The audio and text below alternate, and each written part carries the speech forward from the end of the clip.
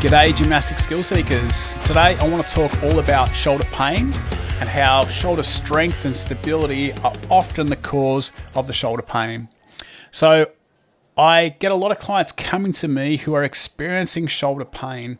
Predominantly they experience this pain in pushing movements. It might be in push-ups, it might be in dips, maybe it's in handstand push-ups, maybe it's in planche, maybe it's even in the bench press. So what is it and how do we fix it?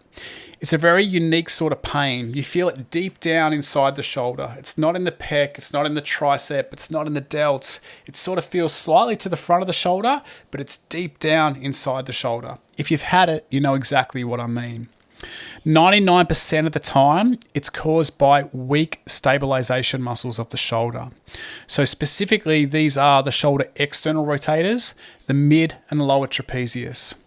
Now, if these muscles are weak, they're going to increase the chance of pain, increase the chance of injury, and decrease our ability to produce force. So let me explain. It's like trying to shoot a cannon from a canoe. The cannon is very powerful. It can shoot the cannonball a very long way. But when you mount it on a canoe, an unstable surface, and you try to shoot the cannonball, A, the cannonball's not going to go very far, and B, the canoe's going to capsize. This is very similar to what's going to happen to your shoulder if the stabilization muscles aren't strong. You cannot produce maximum force, and chances are you're going to capsize. What I mean by that, you're going to experience pain and you're going to increase the chance of injury. So how do we go about strengthening the stabilization muscles? The first thing I'm going to say is you need to stop doing the movements that are causing pain. If push-ups are causing pain, if dips are causing pain, if the bench press is causing pain, then you need to stop doing it for a short period of time. This could be 8 to 12 weeks. And instead of that, you're going to work on strengthening the stabilization muscles so then you can come back to the pressing movements, hopefully without pain. Now, it's not uncommon that people are doing a lot of pressing movements. In a lot of high intensity classes, there are a lot of burpees, there are a lot of push-ups, there are a lot of wall balls, there are a lot of pushing movements that are going on. This will overtrain these muscles, making them strong and tight, and not strengthening the muscles in the back, and certainly not targeting the stabilization muscles. So often high volumes of pressing movements can lead to this specific type of shoulder pain. So again, it's important to rest those movements. Don't go to classes that are forcing you to do all these movements because you're just going to make the problem worse and make it harder to fix. So how do we go about training these muscles? First of all, let's talk about the rotator cuffs of the shoulder. There are 4 muscles inside that rotator cuff. You don't really need to know what they are. You probably don't care. The thing is, you need to strengthen them. We can do this by performing side-lying shoulder external rotation, 45-degree low cable external rotation. We can do knee up shoulder external rotation. We can do Cuban shoulder external rotation. We can do arm abducted in front shoulder external rotation. You'll notice with each one of these exercises, the position of the elbow in relation to the shoulder changes. Now, as the elbow position changes, we target one of these 4 muscles more. Okay, we're using all of them in all of the exercises, but the elbow position will be a little bit more specific about which one of those muscles. We need variety, so we could be doing the knee up shoulder external rotation for 4 to 6 weeks, and then we might change to the side-lying shoulder external rotation for 4 to 6 weeks. Then we might change to the arm abducted in front shoulder external rotation for 4 weeks.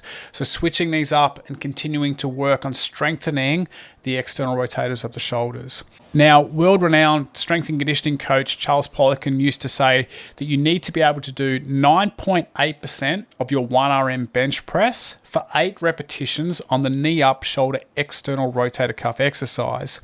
So if you could bench press 100 kilos, that means you're going to need to do 9.8 kilos or roughly 10 kilos for 8 repetitions on each arm of that shoulder, knee up shoulder external rotator exercise.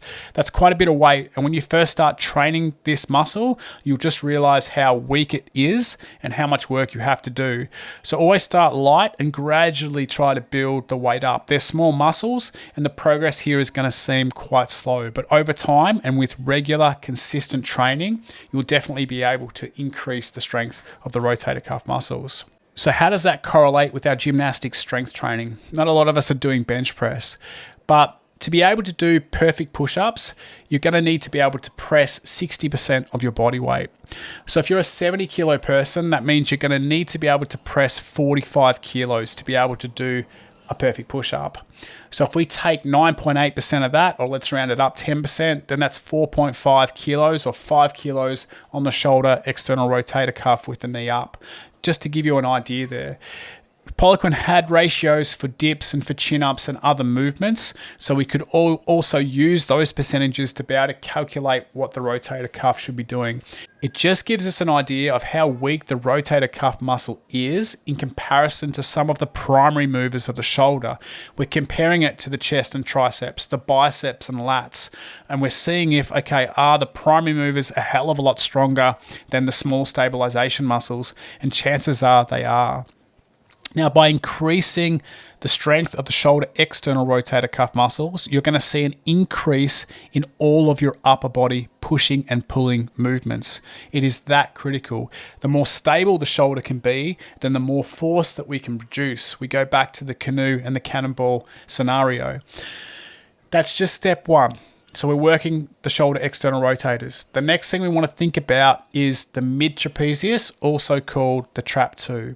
So the trapezius is a muscle that runs down the neck to the shoulders and then down the thoracic spine. It's sort of this diamond shape. Now, the upper traps are called trap 1. The mid traps, okay, across the shoulder blades is trap 2. The lower traps that run down the thoracic spine are called trap 3, which I'll come back to in a minute. So we're going to talk about the trap 2, that mid trap. It's the muscle that helps us retract the shoulders, so pinching the shoulder blades together behind our back. We use this in our pressing and pulling movements. So in ring rows, in all of our rowing exercises, in our push-ups, at the bottom of the push-up, we're retracting the shoulders. In our bench press, at the bottom of the movement, we're retracting our shoulders. In our chin-ups, we should be depressing and retracting the shoulders. So if these muscles are weak, they're going to have an impact on all of our upper body pressing and pulling movements. Now, we can target this mid-trapezius by doing exercises like band pull-aparts, like reverse flies, like the power raise, which is one of my favorites for hitting the mid-trapezius. We can also hit it with all of our rowing variations, but it's important that we use the right technique when we're doing any of our rows. And what I mean by this is a lot of people are performing rows by bending their elbow before they've retracted and depressed the shoulders. So while the arms are straight, we're retracting and depressing the shoulder, and then we're pulling with the elbow. If you flex the elbow first, you load the bicep. You put tension in the bicep. The bicep attaches to the front of the shoulder. So you're pulling the shoulder forward. You're loading the shoulder before you retract the shoulder. And this makes it much harder to get shoulder retraction. So you're going to get stronger shoulder retraction by doing that first and bending the elbow second. So in all of our dumbbell rows, in all of our ring rows, in all of our barbell rows, even in our pull-ups, we want to be able to set the shoulder before we start to flex the elbow. This is going to help you improve the strength of the shoulder, improve the stability of the shoulder, and it's going to have great carryover to building overall strength with the upper body. Okay, last but not least, and it's often overlooked, it's the trap 3. So it's those lower muscles of the trapezius. They're below the shoulder blades and they run at a 45-degree angle down the spine, okay, or down the torso on our backs. Now, to be able to target these muscles, we need to be able to lift the arm at a 45-degree angle away from the head. So the arm is at the same angle as the fibers here.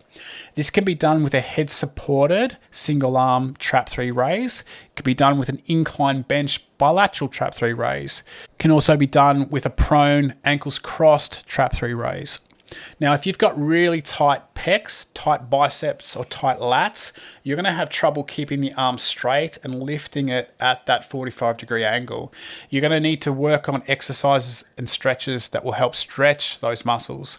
Your best option in terms of strength training is to be working on the reverse flies and the band pull-aparts and that mid-trapezius for now.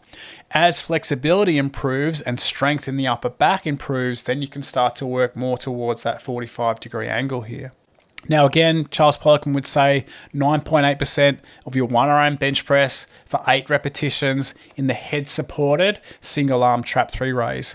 That's a lot of weight, and when you first start working that lower trapezius, you'll get a real good perspective of what's going on there. Again, the form here is very critical. Not only do we want that 45-degree arm angle, we want to retract and depress the shoulder and keep those muscles engaged as we lift the arm. It's also good to externally rotate the shoulder as we lift the arm, so the thumb is pointing towards the ceiling, because this helps to create more tension in the lower traps. It gives us better depression in that trap 3 raise. Now you might be thinking that's a hell of a lot, but the shoulder is a very complex joint and there's a lot to work on here. We could go further and talk about lateral raises. We could talk about pec flies. We could talk about stretching the lats, stretching the pecs, stretching the bicep. There's a lot going on. But 99% of the time, working on these specific areas will help to relieve the shoulder pain that you feel in a lot of pressing movements. In saying that, these exercises should be a stable part of your training programs. Every training program I write for my online clients is going to have shoulder external rotation, mid-trapezius work, and lower trapezius work. It's just that important. It's always ongoing. It's important because shoulder stability, one, but also it's got huge carryover into all of our upper body movements. Just by strengthening these muscles, we increase our overall upper body strength. So it's bang for your buck. It's definitely worth investing your time training in this. If I could give you an exercise that decreases the chance of pain, that decreases the chance of injury, and increases all of your upper body pushing and pulling movements, of course you're going to do it. If you're looking for some inspiration or you want to know about the technical way to perform these exercises, then check out the videos on the Sustainable Training Method YouTube channel.